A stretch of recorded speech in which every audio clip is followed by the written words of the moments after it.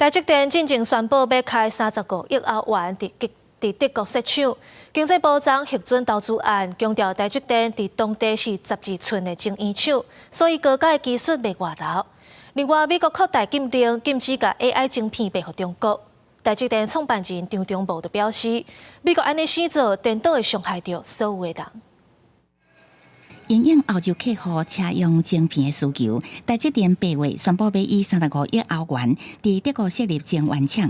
日内经济部投审会通过投资案，认为台积电德国厂是设立12寸晶圆厂，无高阶技术外流的疑虑，这原来是台欧历史上上界大的投资案。现在经历过阿里隆纳啦，然后又日本啦，哈，我想这个经验慢慢的累积起来，慢慢丰富了哦，所以我猜想这个。有一些美美嘎嘎哈，会比较顺遂。德方那边可以比较好的配合的话，我想也会，我觉得啦，经验上来讲会比较顺利。对，台积电唔拿伫美国、德国、日本设厂，原定要伫国内的两科设厂，却去予当地居民反对法庭。即马中南部一寡县市拢积极表明欢迎台积电来设厂。国合会表示，台积电无论伫倒一个县市设厂，只要伫台湾投资，都是上好的选择。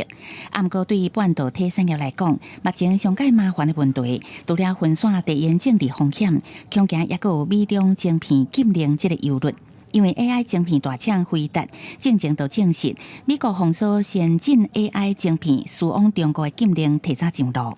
台积电创办人张忠谋日内出席活动指出，美中对立最后会伤到所有人，只有合作才能加紧创新。大厂它当然可以左右逢源，因为它有钱、有人、有资源。中小厂它只能选边站，为什么？因为中小企业缺钱、缺人、缺资源。专家分析未来10年会出现一个世界两套系统，中小企业敢会当比别伫美中选一边，世界各国要共同合作创新，恐惊有难度。记者综合报道。